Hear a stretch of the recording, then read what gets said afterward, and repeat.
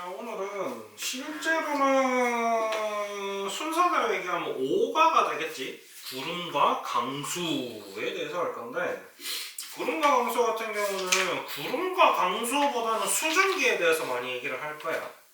오히려 맨 뒤에 이제 실제로 구름과 강수 나오는 파트는 사실 글쎄다 크게 막 왜 그렇게 많다고 보기도 좀 힘들고, 그렇게까지 뭐가 신경 쓰일 만큼 뭐가 많진 않은데 포화 수증기라는 얘기를 좀 많이 해야 되거든. 그래서 첫 번째 배우는 게 대기 중의 수증기예요. 공기 중에 수증기가 있죠.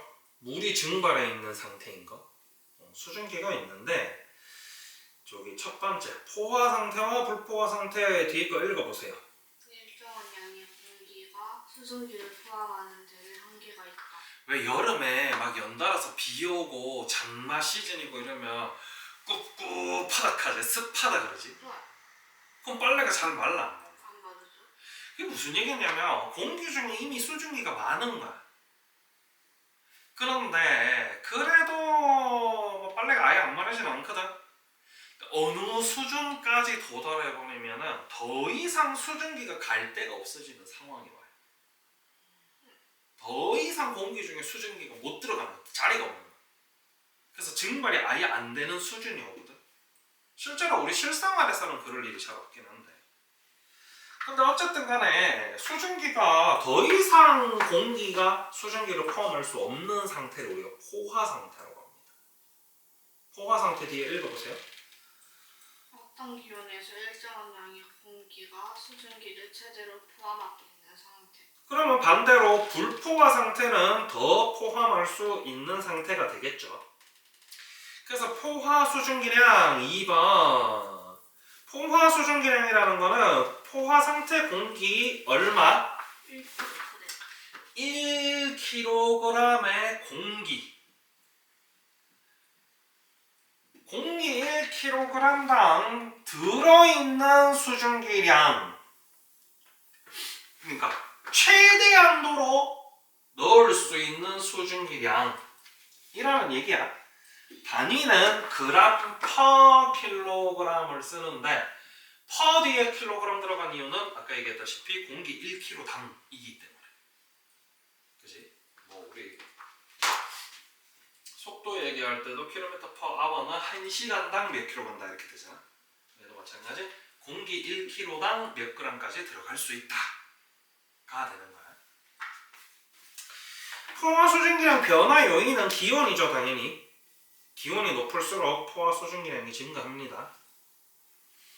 포화 수증기량과 현재 공기 중에 실제 수증기량을 비교를 해서 포화 상태인지 불포화 상태인지를 앞으로 판단하게 될 거예요. 나는 오른쪽 2번 문제를 그래프를 기준으로 설명을 해드리도록 하겠습니다. 자, 여기 보시면은 우리가 이렇게 생긴 그래프를 우리가 포화 수증기량 곡선이라고 합니다. 오른쪽 X축 같은 경우는 온도축이 되고요. 세로축 같은 경우는 수증기량. 실제로 포화 수증기량이 여기고요. 요거는 그냥 수증기량이고요. 그 다음 단위는 사실 똑같이 그램 퍼 킬로그램 이렇게 돼 있어요. 여기 처음에 시작하는 포인트 위치는 지금 안 가르쳐주고 있고, 여기 5일 때 5.4 이렇게 돼 있고요. 그 다음에 여기 10일 때는 10.6. 그 다음에 7.6. 7.6이네. 15일 때가 10.6이구나.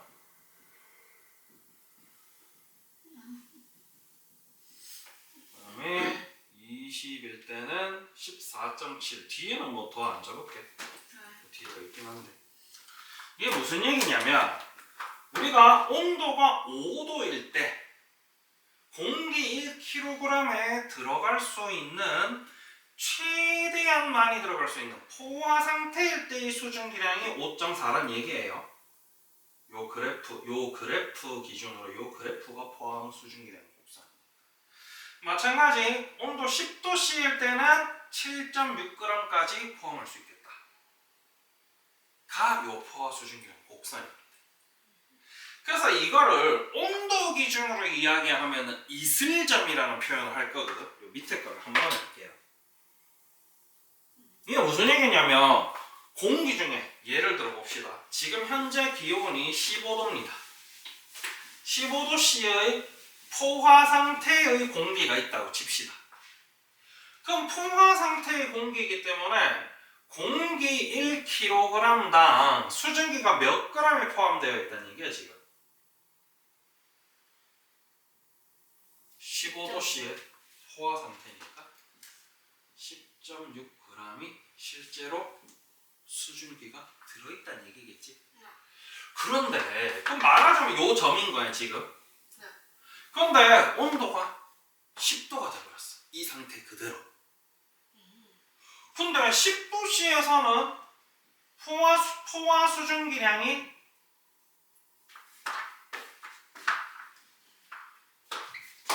포화 수증기량이 7.6g/kg이잖아. 네. 그러면 지금 현재 스코어 우리가 공기 1kg당 10.6g이 이미 있었잖아. 근데 7.6밖에 공기가 포함을 못해. 남은 친구들은 어떻게 돼? 그대로 있지.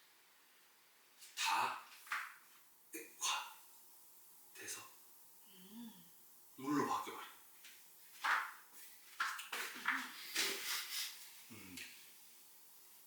너네가 이거를 대표적으로 볼 수 있는 게 겨울에, 특히 환절기에, 완전 겨울보다는 환절기, 아침에 좀 낮에는 좀 따숩고 밤에는 좀 춥고 이럴 때 차 타면은 뿌옇게 벗겨있지. 안개 막 끼지. 이런 게 전부 다. 안개가 뭐냐면 안개가 수증기가 아니거든. 안개가 물이야. 공기중에 물이 둥둥 떠 있는 거야. 왜? 온도가 급격하게 낮아졌잖아. 그럼 공기 중에 있는 수증기가 물로 응결이 돼. 그게 이제 안개예요. 그랬을 때 공기가 냉각되어서 수증기가 응결하기 시작할 때의 온도를 이슬점이라고 해요. 무슨 얘기냐면 어떤 공기 A가 있다고 칩시다. A는 요 점이야. 그럼 이 A 공기의 상태는 지금 온도는 몇 도? 15도. 15도씨고요. 이 친구는 지금 현재 공기 1kg당 7.6g의 수증기를 가지고 있다. 그럼 이 친구는 지금 현재 상태로 포화 상태야, 불포화 상태야? 그런데 이 친구 온도가 계속 낮아지면 어느 온도부터는 이 친구가 응결이 일어나기 시작해. 그 온도가 몇 도야? 10도. 그거를 우리가 이슬점이라고 한다. 이슬점이 10도씨가 돼. 아. 그리고 그거보다 온도가 더 낮아져서 5도씨가 돼. 그보다 온도가 더 낮아져서 5도씨가 됐어. 그러면 공기 중에 막 물이 응결이 되겠지. 맞지? 그 상태를 이제 과포화 상태. 별건 없지? 나머지 디테일한 거는 안 읽어보셔도 상관없습니다. 그래서 우리 실제로 2번 문제에서 뭘 물었냐면 비공기를 물었어요. 우와 망했네. B까지 다 해야 되겠는데 안 하고 뺑기치고 넘어가려고 그랬더니 안 되겠네. 여기고 여긴데 비공기 같은 경우는 지금 온도는 30도죠. 네. 그리고 여기 있는 친구인데 그지? 여기가 지금 얼마냐면 20.0이야. 그러면 비공기 같은 경우는 지금 현재 온도가 몇 도야? 30. 30도씨고요. 실제 수증기량은 얼마야? 20.0g/kg. 이 온도에서의 포화 수증기량은 얼마야?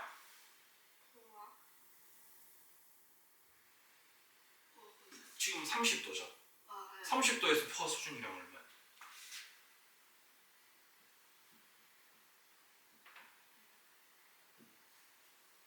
여긴 지금 안 나와 있는데 내가 덜 그려가지고.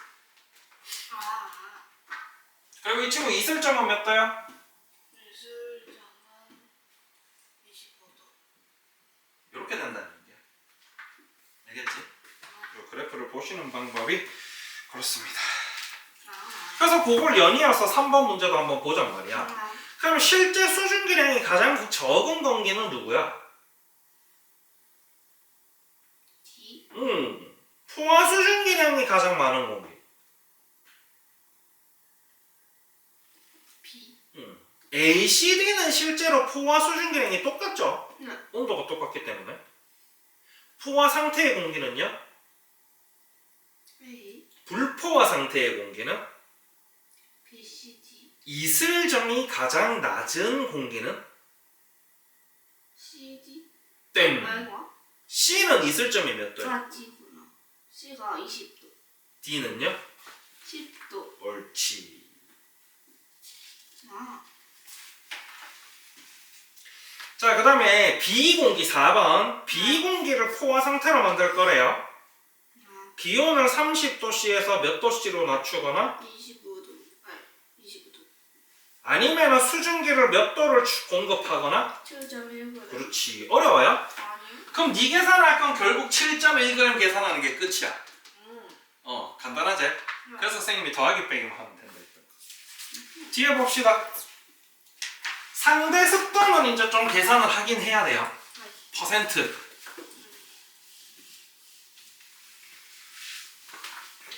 그래서 결국 상대 습도도 별거 없거든.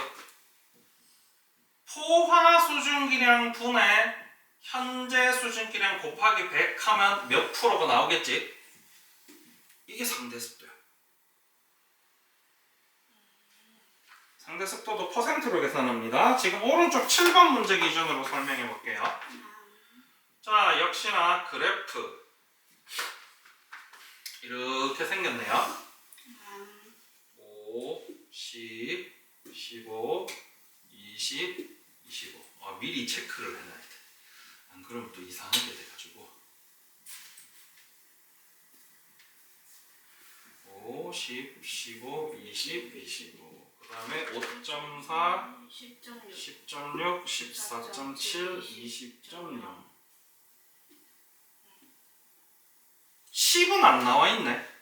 뭐가요? 그래요? 10 수증기량은 안 나와 있네. 근데 얼마인지 알잖아. 7.6이잖아. 이게 공기의 포화 수증기량은 안 바뀝니다.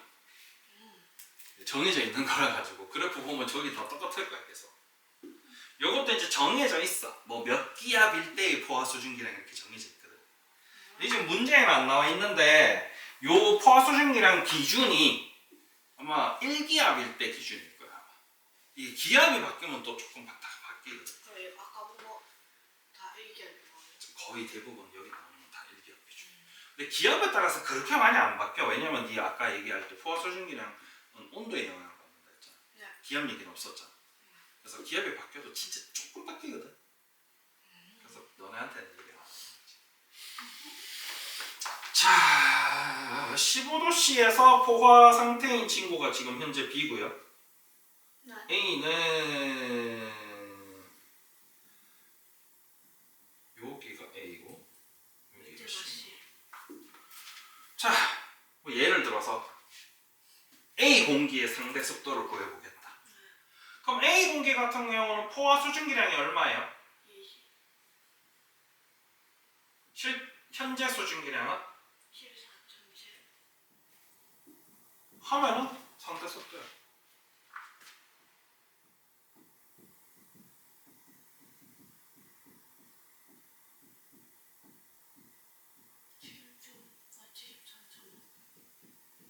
끝. 별거 없죠? 네, 상대 습도. 자, 그래서 왼쪽에 습도, 우리가 일반적으로 얘기하는 습도는 다 상대 습도입니다. 그래서 다 받고 밑에 상대 습도 변화, 밑에 여기 상대 습도 변화. 자, 기온이 일정할 때 있고 실제 수증기량이 일정할 때 두 가지로 나와 있지. 여기 지금 보면 하얀색 공이요 포화 수증기량이고요. 파란색 공이 실제 수증기량입니다. 그러면 왼쪽에 기온이 일정할 때 같은 경우는 포화 수증기량이 일정하겠죠? 포화 수증기량이 일정할 때는 실제 수증기량이 늘어나면 습도가 늘어난다. 뭐 이런 얘기하고 있고. 오른쪽에는 실제 수증기량이 일정할 때 기준으로 되어 있는데 그럼 포화 수증기량이 늘어나면 습도는 어떻게 되겠어? 야, 진짜. 분수의 기본이지. 분수의 기본. 포화 수증기량이 일정할 때 현재 수증기량이 커지면 전체 상대 습도는 커진다. 현재 수증기량이 일정할 때 포화 수증기량이 커지면 상대 습도는 작아진다. 분모가 커지면 전체 값은 작아지지? 그런 얘기야. 자, 밑에 나와 있는 이상 꼽을 그래프는 맑은 날 하루 동안 기온과 상대 습도, 이슬점의 변화를 나타내고 있는 그래프예요. 먼저 제일 일정하게 돼 있는 초록색 점선이 이슬점입니다. 그제요? 이슬점은 비슷하지? 네. 이슬점이 크게 달라질 이유는 없어. 공기 중에 비가 오거나 이러면 당연히 이슬점이 확 바뀌겠지만 비가 오지 않는 딴에는 공기 중에 수증기량이 비슷할 거 아니야 계속. 그럼 이슬점이 굳이 바뀔 일이 뭐가 있겠어? 이 친구가 포화 상태되는 온도가 이슬점인데. 그지? 들쑥날쑥한 거는 빨간색이랑 보라색인데 보라색이 기온이죠. 네. 근데 기온이 높아지니까 상대 습도가 어떻게 됐어? 낮아요. 왜냐면 기온이 높아지면 뭐가 커져요? 포화 수증기량이 커지지. 기온이 높아지면 포화 수증기량이 커지죠. 왜? 기온이 높아지면 포화 수증기량이 커지죠. 네. 그럼 분모가 커지면 당연히 전체 값은 작아지겠지? 그러면 상대 습도가 작아지겠지? 요 친구는 얘기하고 있는 게 그게 답니다. 그럼 뒤에 넘어가 볼까요? 구름과 강수. 자, 실제로 선생님이 아까 예를 들어서 구름 얘기만 했는데 아니 안개 얘기만 했는데 구름도 똑같이 포화 상태가 되어서 응결된 물 알갱이들이 이건 이제 나중에 또 화학 시간에 배우는데 물기내는 자꾸 끌어당기는 성질이 있거든. 안 해? 아이 킹받아. 저 새끼 나오려다가 들어가면 킹받는데 이 친구들은 막 뭉쳐가지고 덩어리를 이루는 게 구름이야. 공기 중에 응결된 물이. 이 구름 보시면 수증기가 응결하여 생긴 물방울이나 얼음 알갱이가 하늘에 떠 있는 걸 구름이라 그래요. 근데 구름 같은 경우는 단순하게 온도 변화에 의해서 응결이 되기도 하지만 압력에 의해서 응결이 되기도 합니다. 오른쪽에 보면 단열 팽창, 단열 압축이라는 표현이 있잖아. 여기. 자, 단열 팽창, 단열 압축이라는 단열 변화에 대해서 먼저 이야기를 해보면은 단열이잖아. 열을 차단했다. 무슨 얘기냐면 열 변화가 없다는 얘기야. 열 변화가 없는 상태에서도 압축 팽창을 합니다. 언제? 여기 밑에 글씨 읽어볼까요? 공기가 외부와 열을 주고받지 않으면서 부피가 변하는 것으로 이때 기온이 변한다. 야, 열도 안 변하는데 왜 갑자기 부피가 변하는 거야? 누구 때문에 변하겠어? 기압? 그렇지. 압력 때문에 변하는. 그래서 선생님이 아까 압력 얘기 잠깐 한 거야. 실제로 엄청나게 큰 차이가 나진 않는데 실제로 압력이 무지막지하게 많이 변하는 이런 케이스에는 갑자기 응결되고 그래 진짜. 아슬아슬한 온도에서 갑자기 압력이 바뀌어버리면 예를 들어서 B점이 15도에서 10.6이 포화 수증기량이지? 그럼 원래 지금은 16도라 가지고 포화가 안 됐단 말이야. 근데 압력이 바뀌어버리면 16도인데도 포화가 돼버리는 거야. 포화 수증량이 미미하게 바뀌어버려가지고 그게 단열 팽창, 단열 압축이거든요. 근데 너네는 그 얘기까지는 안 하고 그냥 단열 팽창, 단열 압축이라고만 이야기를 해요. 여기 보면 압력 얘기는 전혀 안 하고 있죠. 단순하게 팽창, 압축이라고만 얘기하고 있죠. 단열 팽창 보시면요, 뭐 상승, 단열 팽창, 기온 하강 이렇게 돼 있거든. 무슨 얘기냐면 공기가 위로 상승하게 되면 여기 마지막에 나오긴 합니다. 높이 공기가 올라갈수록 주변 공기 압력이 낮아져서 공기 덩어리가 상승을 하면서 부피가 팽창되게 됩니다. 단열 팽창. 그래서 밑에 보면 이렇게 오르막 올라가는 이런 거 있지. 이게 찬 공기가 따뜻한 공기가 무겁겠어? 찬 공기가 무겁겠어? 따뜻한 거. 야 임마 그건 대류할 때도 했잖아. 온도가 따뜻한 친구가 밑에 내려가 아니 따뜻한 친구가 위로 올라가고 찬 공기 밑으로 내려온다 했잖아. 그러면 공기 뭉텅이가 공기 무리가 한 공기는 찬 공기고 한 공기는 따뜻한 공기 무리가 이렇게 있단 말이야. 얘네 둘이가 만나면 이 옆에 밑에 그림에도 있는데 찬 공기와 따뜻한 공기가 만나면 따뜻한 공기가 가볍기 때문에 찬 공기 위로 타고 올라갑니다. 그러면 온도가 안 바뀐 상태에서 공기만 위로 올라가겠지? 그러면 이때 단열 팽창이라 상승하니까 압력이 낮아져서 기압이 낮아져서 단열 팽창이 일어나지. 단열 팽창이 일어나면은 여기 보시면은 부피가 증가하면서 기온이 하강해버려. 분명히 외부와 열을 주고받은 건 아닌데 본인 온도가 떨어져. 요거는 무슨 얘기냐면 요거는 좀 더 깊이 얘기하면 좀 복잡하긴 한데 그래서 아까 선생님이 압력이랑 직접적인 연관은 없다라고 얘기를 하는 게 무슨 얘기냐면 압력이 낮아지면 공기가 늘어나거든. 근데 말하자면 얘가 에너지를 100을 갖고 있다고 쳐. 그럼 100에 걸맞는 부피가 요만큼이었던 거야. 근데 부피가 이만큼 넓어지면 에너지도 분산이 되겠지. 그러면 같은 면적에서 봤을 때 에너지는 낮아져 버리는 거야. 그래서 그게 구름의 생성 과정입니다. 그래서 구름의 생성 과정은 맨 밑에서 보시는 게 편해요. 맨 밑에 첫 번째 순서가 누구야? 공기 상승. 공기 상승 이유는 여러 가지가 있어요. 여기 보시면 총 4가지 정도 나오는데 어쨌든 공기가 상승해요. 공기 상승하면은 단열 팽창이 일어납니다. 단열 팽창과 공기 상승 사이에 보시면 높이 올라갈수록 주변 공기 압력이 낮아지므로 공기 덩어리가 상승하면 부피가 팽창한다 이렇게 돼 있죠. 단열 팽창이 일어나서 공기 덩어리가 단열 팽창하면서 주변의 공기를 밀어내는데 열을 소모해서 기온이 낮아진다라고 나와 있죠. 아마 요거 온도가 낮아지는 이유도 물어볼 수도 있어. 그랬을 때 주변 공기를 밀어냈는데 열을 소모했다라고 얘기를 해주셔야 돼. 알겠지?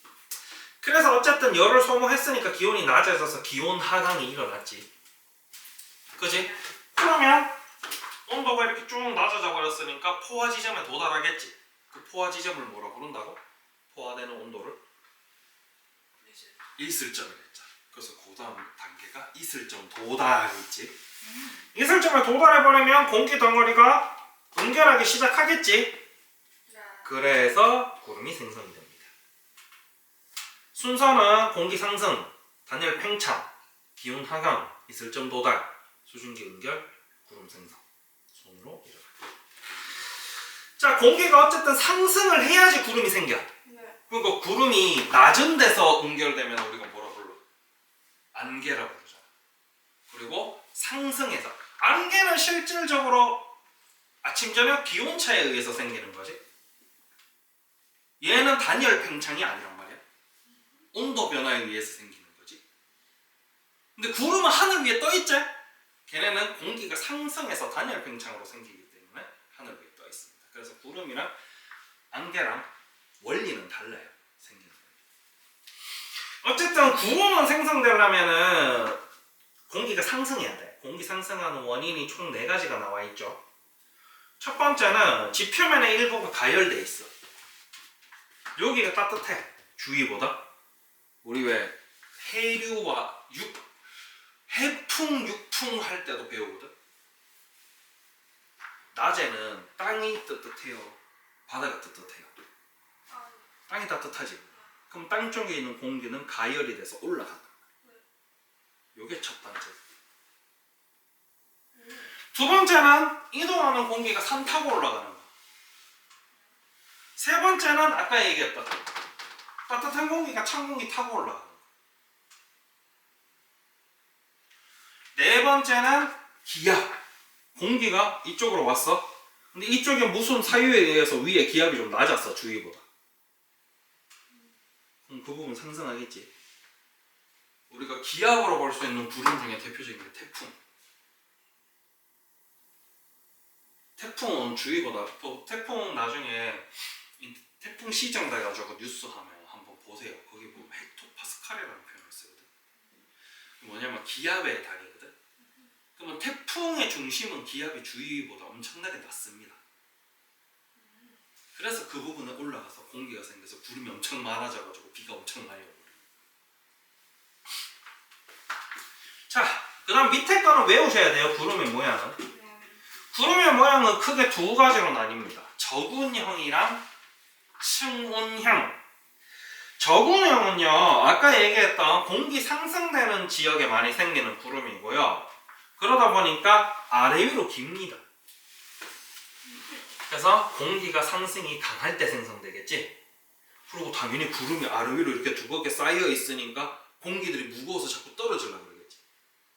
그래서 비가 소나기 쏘는 비. 갑자기 좁은 데서 많이 오는 거. 구름이 이렇게 길게 생겼잖아. 그럼 요만큼에서 오는데 이 두께는 엄청 두꺼워. 그럼 물은 엄청 많이 내려올 거야. 그 다음 측운형 구름은 옆으로 퍼지는 거고요. 지속적인 비가 내립니다. 자, 그 다음에 마지막에 배우는 거 강수. 구름에서 땅으로 지표로 비나 눈이 떨어지는 걸 강수라고 하죠. 자, 어쨌든 구름이 생성이 돼야 되는데 이 구름에서 어쨌든 물방울이 돼야지. 구름은 사실 물이 엄청나게 조금만 물이잖아. 근데 이게 비로 내려오려면 조금 뭉쳐서 많이 뭉쳐서 무거워져야 내려올 거야. 뭉쳐지는 케이스를 두 가지로 가려고 있는 거거든. 병합설과 빙정설. 열대지방, 저위도 지방에서는 병합설에 의해서 강수가 됩니다. 병합설은 밑에 글씨 보면 알겠지만 구름 속에 있는 크고 작은 물방울들이 서로 부딪혀서 합쳐서 커지는 거야. 그 다음에 옆에 빙정설은 마이너스 40에서 0도씨 구간의 물에서 증발한 수증기가 얼음알갱이에 달라붙어 얼음알갱이가 커져서 눈비가 되는 거. 즉 말 그대로 빙정. 빙정이 있느냐, 얼음알갱이가 있느냐, 없느냐. 근데 얘네들은 별 차이는 아니고 적도 지방에서는 추워 안 추워? 아프리카. 안 춥잖아. 거기서 얼음알갱이가 생기겠어? 안 생기겠어? 그럼 걔네는 얼음알갱이가 없기 때문에 물방울이 모일 대로 모여야 비가 되는 거야. 그래서 비가 잘 안 오는 거지.